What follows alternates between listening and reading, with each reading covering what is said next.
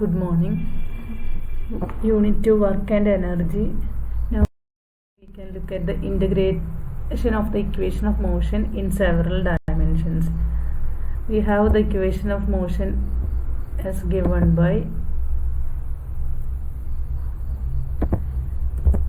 m dv by dt is equal to f into r, f dot r. Here v and r are in several dimensions. We are not considering single dimension, we are considering it in several dimensions, either in 2D or 3D. In general, the particle will move along a trajectory. Let us assume that the trajectory is known, that is from A to B. The particle is moving from A to B. Let Ri be the initial position vector of the particle and Rf be the final position vector of the particle. Now the trajectory of the particle from A to B is divided into a number of short line segments, each of length delta Ri. Then the value of I runs from 1 to n. There are 1 to n number of paths.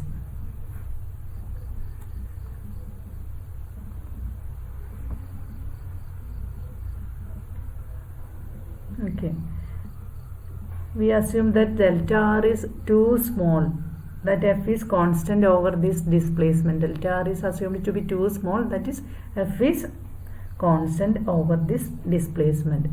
Now we can take the scalar product of equation 4.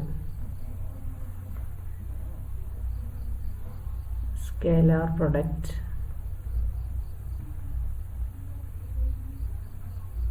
of equation 4 will give, you can see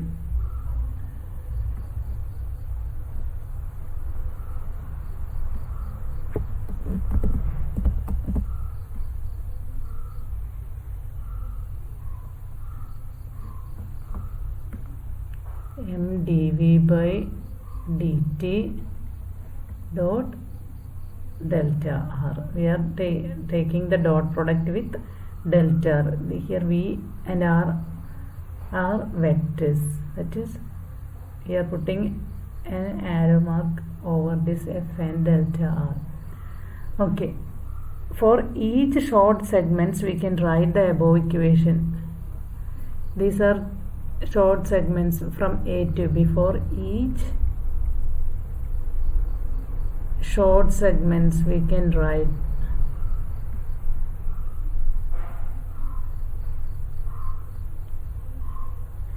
the above equation m dvi by dt dot delta ri is equal to f dot delta ri. Okay, considering all such n segments, considering all the n segments, we have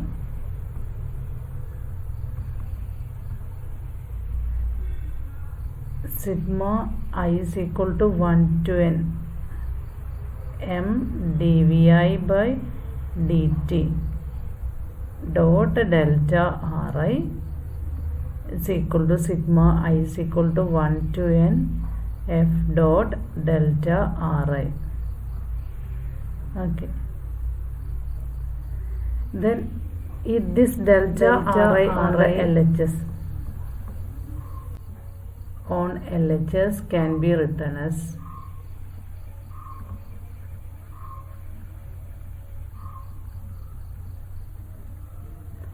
delta ri is equal to, delta ri is the position vector segment. It can be termed as displacement is equal to velocity into time, that is delta ri is equal to vi into delta ti.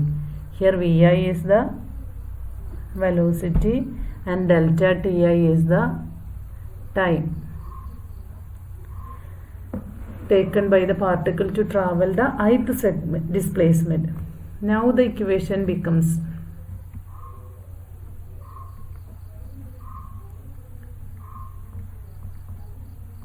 Now the equation becomes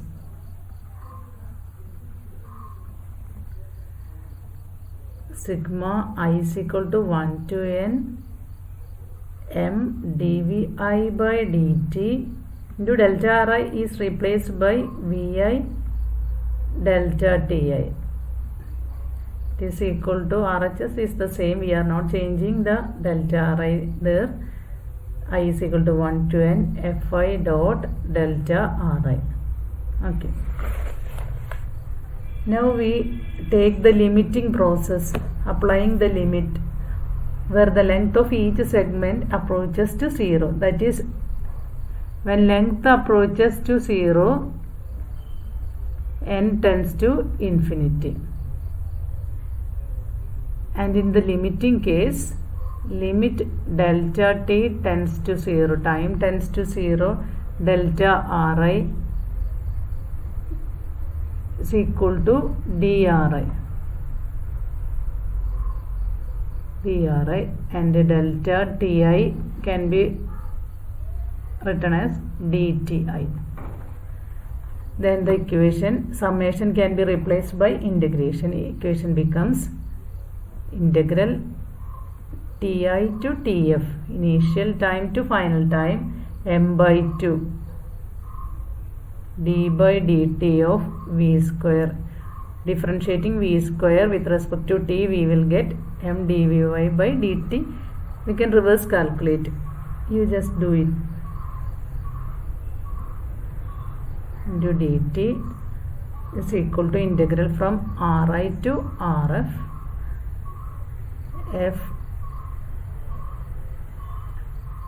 f of r dt, f of r dr.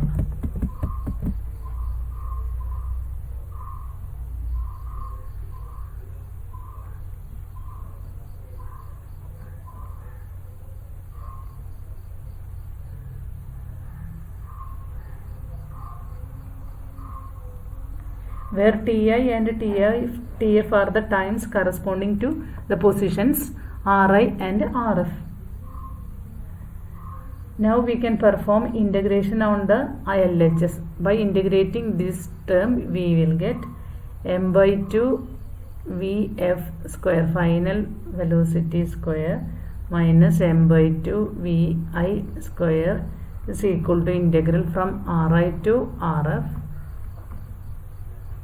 f of r dot dr. This is equation number 5.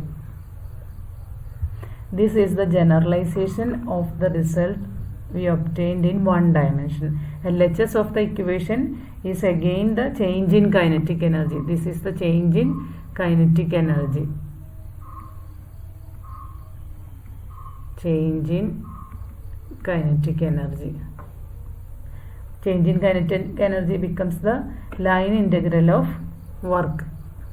Line integral of force and displacement will give work. This is the work energy theorem itself. Thank you. Okay.